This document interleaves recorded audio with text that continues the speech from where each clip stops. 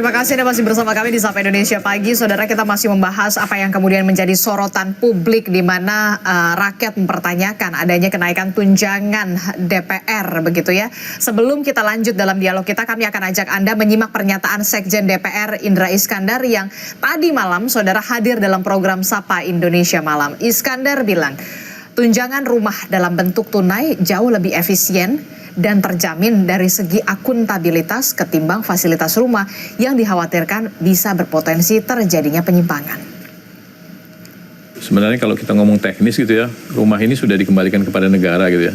Kemudian juga ada kewajiban negara untuk memenuhi hal-hal semacam itu gitu ya.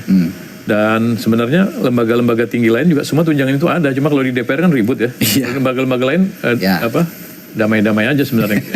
Jadi sebenarnya, dan jumlahnya juga lebih besar sebenarnya. Jadi sebenarnya ini sudah sangat moderat.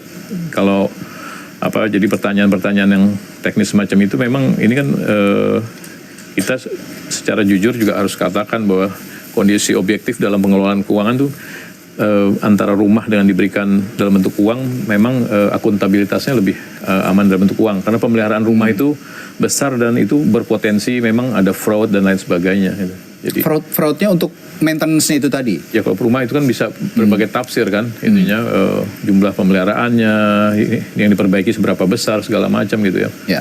Tentang kendalinya terlalu besar. Tapi kalau dalam bentuk uang, saya sudah bekerja sama juga dengan beberapa bank himbara, anggota DPR yang mau menyewa dalam 2-3 tahun ke depan itu, mereka dapat uang dan mereka mencicil ke bank dan lewat kami, mereka nggak terima uang lagi.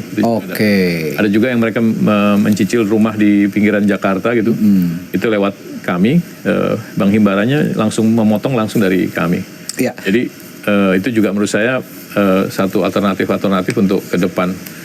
Atau begini Pak Indra, mungkin nggak kalau misalnya tunjangan-tunjangan diberikan itu sifatnya lump sum, jadi nggak diberikan mau berapapun habisnya segitu diberikannya gitu. Jadi sifatnya reimbursement gitu, nggak lump sum.